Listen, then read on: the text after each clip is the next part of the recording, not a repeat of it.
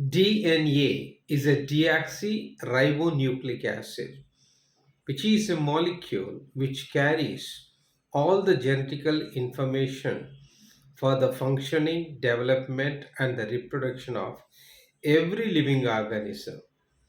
We, the human beings, are carried with a DNA of approximately 38 MB, is a megabytes. Our parental DNA carries that much of information. With that, we are developed. అంటే మన parent ద్వారా 38 MB information అది మనం produce అవ్వడానికి మన డెవలప్మెంట్స్కు కారణం అవుతుంది. అందుకే మన పేరెంట్స్ యొక్క ముక్కు ముఖం పోలికలు, ఆ రంగు రూపు, వారి యొక్క హెయిర్ స్కిన్ యొక్క టెక్స్చర్ అండ్ సమ్‌టైమ్స్ వాళ్ళ యొక్క మరి జెనెటికల్ హెరిడిటరీ థింగ్స్ మనకు క్యారీ అవ్వడం జరుగుతూ ఉంటుందన్నమాట. హౌ వండర్ ఇట్ ఈస్ గదా! ఈ రోజుల్లో మనకు ఎంబీ తెలుసు, జీబీస్ తెలుసు. మనం ఫోన్‌లలో వాడుతూ ఉంటాం గాబట్టి సైన్స్ అండ్ టెక్నాలజీ ఇంప్రూవ్ అయింది. ఆ రోజుల్లో ఎంబీ, జీబీ అన్న వర్డ్స్ లేవు గాబట్టి మరి ఇన్ఫర్మేషన్ అనేది క్యాజువల్‌గా మాట్లాడుకునేవాళ్ళు. తల్లిదండ్రులను పోలి అలా పుట్టేవారు. తల్లిదండ్రుల పోలికలో పుట్టేవారు. But how great is our heavenly father. He is a creator. How he is created us. మన మదరు, ఫాదరు, పేరెంటల్ నుంచి మనలోకొచ్చే డీఎన్ఏ అంటే మనం డెవలప్ అయ్యేదంతా కూడా పేరెంట్స్ ద్వారానే కదా! సో, వాళ్ళ ద్వారా 38 ఎంబీ ఆ యొక్క డీఎన్ఏ స్ట్రక్చర్‌లో దరిదాపు 3 బిలియన్ జీనోమ్ పెయిర్స్ అనేయి దాంట్లో మిక్స్ అయితాయి. మీ అందరికీ తెలుసు కదా! క్రోమోజోమ్స్ మరి ఫాదర్ నుంచి XY క్రోమోజోమ్, మదర్ నుంచి XX క్రోమోజోమ్స్ మ్యాచ్ అవుతాయని. ఎక్స్ మదర్‌ది, ఫాదర్‌ది ఎక్స్ కలిస్తేనేమో ఫీమేల్ బర్త్ అవుతది. అండ్ ఫాదర్‌లో ఈ Y క్రోమోజోమ్, మదర్‌లో నుంచి X క్రోమోజోమ్ మ్యాచ్ అయితేనేమో మరి మేల్ బాయ్‌గా పుడతాడు. ఈ ఇన్ఫర్మేషన్ బేసిక్ సైన్స్ అయితే మనందరికీ తెలుసు గదా!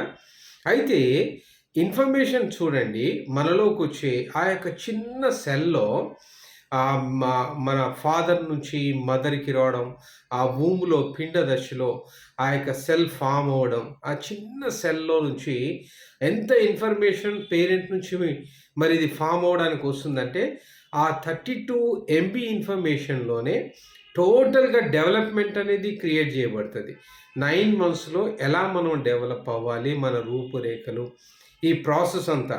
ఇక్కడ ఎక్కడ చిన్న ఎర్రర్ జరిగినా 2 కళ్ళ బదులు 3 కన్నొస్తది. లేదా 1 కన్నొస్తది. మరి చేతులు, కాళ్ళల్లో తేడా వస్తాయి. ఒక కాలు సగమే వస్తది. ఒక చెయ్యి సగమే వస్తది. అంగవైకల్యాలొస్తాయి. బ్రెయిన్ డెవలప్‌మెంట్ అండ్ గ్రోత్ సరిగ్గా లేకపోతే మరి మెంటల్ డిజార్డర్స్ వచ్చేస్తాయి. హార్ట్ డెవలప్‌మెంట్ సరిగ్గా లేకపోతే హార్ట్‌లో హోల్ రావడము, అదర్ అబ్నార్మాలిటీస్ ఏవో. బోని ప్రామినెంట్ సరిగా లేదు అనంటే హైట్ అండ్ అడ్జస్ట్‌మెంట్‌లో మరుగుజ్జుతనం, ఇట్లా చిన్న చిన్న పొట్టి మరుగుజ్జు పిల్లలుగా పుట్టడం. Such a wonderful thing. అందుకే 139వ కీర్తనలో దావీదు మహారాజు 14వ వచనంలో, నేను రూపించబడిన విధమును చూడగా అది భయమును, ఆశ్చర్యమును. The 2 words he has used. ఎందుకు భయపడ్డాడు అనంటే, ఈ 38 ఎంబీ ఆఫ్ ఏదైతే డిఎన్ఏ ఇన్ఫర్మేషన్ మనకు చేర్చబడ్డదో, ఈ క్రోమోజోముల యొక్క పెయిర్స్‌లలో 3 బిలియన్ పెయిర్స్‌లలో ఎక్కడ ఒక్క చిన్న ఎర్రర్ జరిగినా గూడా మన టోటల్ డెవలప్‌మెంటు, మన స్ట్రక్చరల్ అబ్నార్మాలిటీసు, జబ్బులు, రోగాలు, అంగవైకల్యం, XYZ సంథింగ్ ఏదో ఒకటి. అంగవైకల్యంతో ఒకడు పుట్టినట్టే అయిపోద్ది. జీవితకాలం ఇట్టి అంగవైకల్యంతో పుట్టినవాడు మరి తల్లిదండ్రులకును అతనికి భారంగానే మిగులుతాడు. కాబట్టి దావీదు మహారాజు భయపడ్డాడు. నాకు భయమును కలిగింది అంటాడు. ఎట్ ద సేమ్ టైమ్ ఆశ్చర్యం కలిగింది అంటాడు. How wonderful it is. Same మా డ్యాడీ లాగా నేనున్నాను. మా మమ్మీ లాగా నేనున్నాను. ఈ హెయిర్ ఏంటి, కలర్ టెక్స్చర్ ఏంటి, స్కిన్ ఏంటి, పనులేంటి, ముక్కేంటి, కళ్ళేంటి, ఎవ్రీథింగ్ ఇంక్లూడింగ్ ఫింగర్స్ అండ్ నెయిల్స్‌లో కూడా మీరు చూసుకోండి. That's why this holy Bible is highly credible book. That's why it is called a holy Bible. Read it daily. రోజు చదవండి. గొప్ప విషయాలు రాయబడి ఉన్నాయి. మరి దీంట్లో ఉన్న విషయాల్ని ఈరోజు science and technology scientists are proving about the things which are written in the Bible. దావీదు మహారాజ్ అన్న విషయాన్ని ఈరోజు సైన్స్ ప్రూవ్ చేస్తున్నది. ఆ డిఎన్ఏలో ఇంత ఇన్ఫర్మేషన్ పేరెంట్ నుంచి మరి మనం డెవలప్ అవుతాం. డెవలప్మెంట్సే కాదు, ఫంక్షన్స్ కూడా. అండ్ ప్రతిదీ కూడా డిఎన్ఏ నుంచే కాపీ చేయబడుతుంది.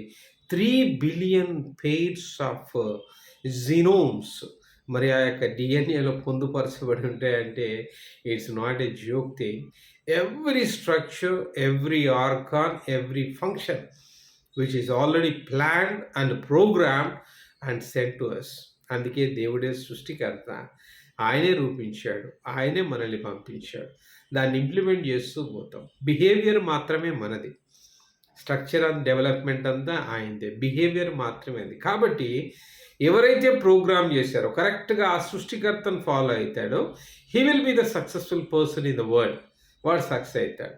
సింపుల్గా చెప్పాలంటే నువ్వు టీవీఎస్ బైక్ కొనుక్కున్నావు.